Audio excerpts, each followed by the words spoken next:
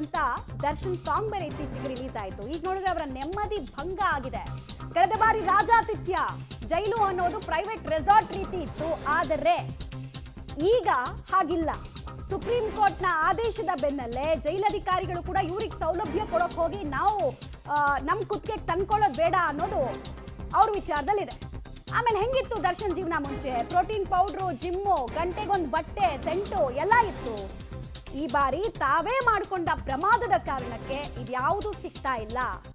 ಸೌಲಭ್ಯಗಳ ವಂಚನೆ ಆಗ್ತಾ ಇದ್ದ ಹಾಗೆ, ಸೌಲಭ್ಯಗಳಿಂದ ನಾನು ದೂರ ಹೋಗ್ತಿದ್ದೀನಿ ಅಂತ ಇದ್ದ ಹಾಗೇನೆ ಈ ವಿಚಾರಗಳನ್ನ ಕೋರ್ಟ್ ಮುಂದೆ ತಂದು ಮಾನವೀಯ ನೆಲೆಗಟ್ಟಿನಲ್ಲಿ ಏನಾದರೂ ನನಗೆ ಅನುಕೂಲಕರ ವಾತಾವರಣ ನಿರ್ಮಾಣ ಆಗುತ್ತಾ, ಈ ಥರದೊಂದು ಲೆಕ್ಕಾಚಾರದಲ್ಲಿ ದರ್ಶನ್ ಇದ್ದಂಗೆ ಕಾಣಿಸ್ತಾ ಇದೆ.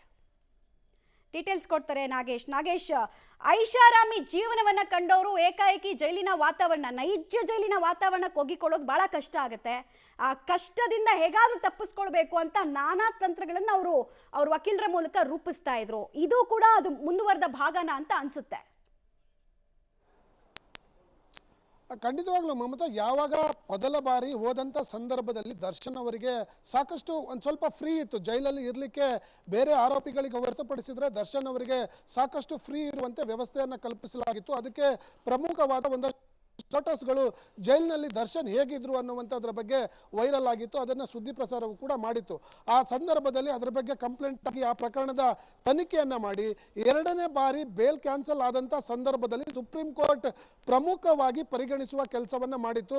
ಜೈಲಲ್ಲಿ ಆರೋಪಿಗಳಿಗೆ ರಾಜ್ಯಾತಿಥ್ಯ ಏನು ಕೊಟ್ಟಿದ್ರು ಆ ಒಂದು ಪ್ರಕರಣವನ್ನು ಪ್ರಮುಖವಾಗಿ ಪರಿಗಣಿಸಿ ದೇಶದ ಎಲ್ಲ ಜೈಲುಗಳಿಗೂ ಕೂಡ ಅಲ್ಲಿ ಆರೋಪಿಗಳಿಗೆ ಯಾವ ರೀತಿಯ ವ್ಯವಸ್ಥೆಗಳನ್ನು ಕಲ್ಪಿಸಬೇಕು ಅನ್ನುವಂಥದ್ರ ನಿಟ್ಟಿನಲ್ಲಿ ಒಂದು ಆದೇಶವನ್ನು ಮಾಡಿ ಎಲ್ಲ ಜೈಲುಗಳಿಗೂ ಕೂಡ ಪ್ರತಿಯನ್ನು ಹಂಚುವ ಆದೇಶವನ್ನು ಸುಪ್ರೀಂ ಕೋರ್ಟ್ ಮಾಡಿತ್ತು. ಅದರಲ್ಲಿ ಬಹಳ ಕಠಿಣ ಏನು ಉಳಿದ ಆರೋಪಿಗಳಿಗೆ ಏನೆಲ್ಲ ಮಾನದಂಡವನ್ನು ಅನಿಸ್ತಾರೋ ಅದೇ ರೀತಿಯಾಗಿ ದರ್ಶನ್ಗೂ ಕೂಡ ಅನುಸರಿಸಬೇಕು ಅನ್ನುವಂಥ ಆದೇಶವನ್ನು ಮಾಡಿತ್ತು.